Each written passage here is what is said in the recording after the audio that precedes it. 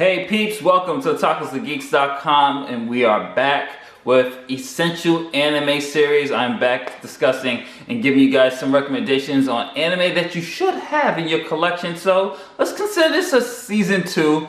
I've been busy. I said we was going to return in January, but I got so caught up on doing other projects such as my comic book, indie comic book I'm working on, Cry Hero. Shameless plug, you can check it out at cryhero.com or follow us at instagram.com/cryherocomic and you'll see everything that me and my comic staff are up to. And of course, we have been busy here at Otakus Geeks. We went to Boston to cover E-League sports, so congratulations to Cloud9 for their first big E-League championship. It was a hell of a show. And then we went to Jacob Javits Center to cover the Toy Fair, which you guys can see on the channel here of all our coverage, and at otakusgeeks.com for additional coverage. So I had absolutely no time to sit in front of my camera and talk anime collections with you guys. So I am back with season 2. So here we go. And what are we going to kick it off with? This is episode 17. So we're going to kick it off this week with and welcome, by the way, welcome to March. We're going to kick it off with an anime that I really did, like,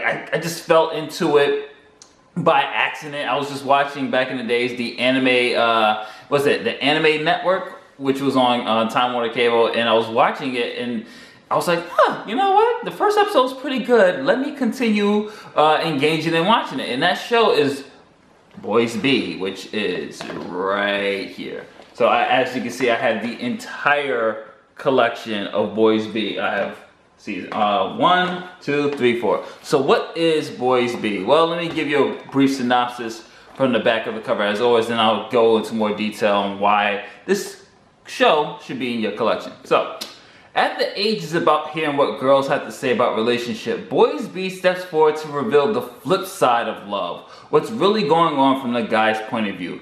Meet Kyoichi, Makoto, and Yoshihiko. 3 normal high school guys with just one thing in their minds: girls.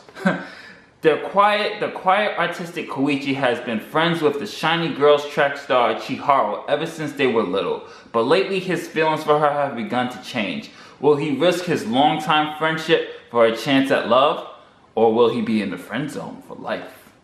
Then there's the what's the best way to describe him? The perverted Makoto, self-proclaimed master of the rules of romance. Armed with the trusty Dr. Mitsubishi love manual, Makoto is ready to sweep the ladies off their feet.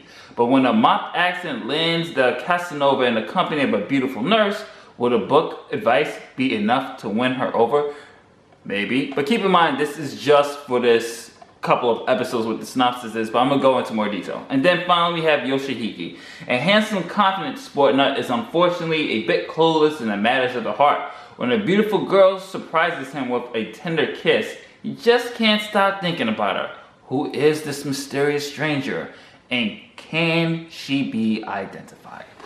Boys B is just a fun pleasure to watch from just all of the entire of the spectrum here, because you have 3 characters, the 3 main protagonists that you gotta focus on. You have Kyoichi, who has throughout the whole series is dealing with his relationship and his conflicting feelings that he has for his longtime friend Chiharu. I know some of you guys are already gonna say anime cliche. I know, but this cliche of, oh my god, longtime friends that fall in love in anime actually has a touch of realism and actually is not going to end the way you think it is. I'm not going to spoil it, but I think Kyoichi and Chiharu are the driving force of the entire series because we get both narratives from the male and female perspective. Not only that, is that we get to see things that we really don't see much in the anime world, and that is just a realism approach to what it is modern day romance is.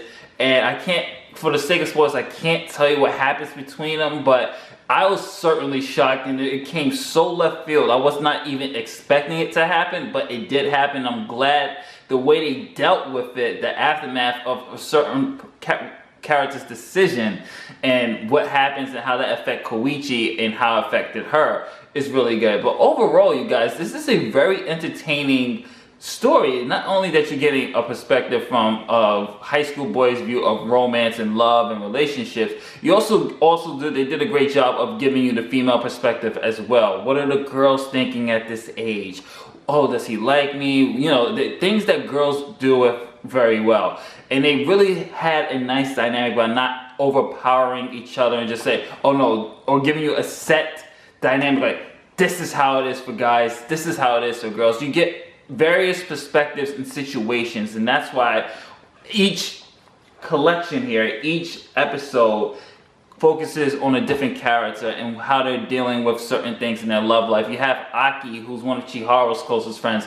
She has to deal with her boyfriend and how he's always busy with work and time, and the struggle of working with someone who's always dating somebody who's always working all the time, or someone who's always away, and what does that implicate? You have Chiharu, who her and Kyoichi, they have feelings for each other, they've been longtime friends. Do you make that jump to go into a full relationship, knowing that if it doesn't work out, that long time build that you had could actually be up in flames? And do you risk that, knowing that you're in love with, or knowing that someone that you've been friends with since your kindergarten has been in love with you? Do you make that risk?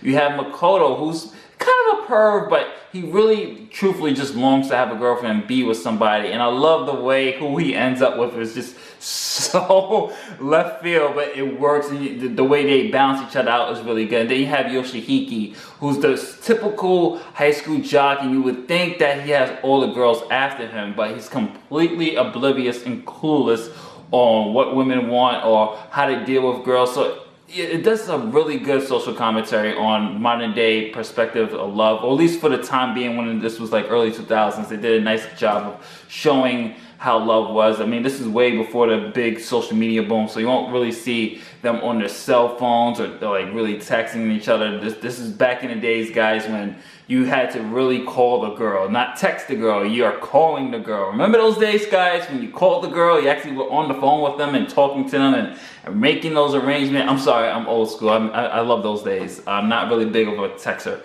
But anyway, so it does a really good job of establishing the characters. And let me just talk a little bit about the animation. Animation is gorgeous, especially the first episode with them introducing Kyoichi and the way he's talking about the cherry blossoms. And they do this great thing of using modern day or just things that you won't think of, such as seasons changing and cherry blossoms and just very artistic things and just things that we experience normal that we take for granted, such as the weather, to give some symbolization or overall arc and theme for a particular episode, which I thought was very, very well done.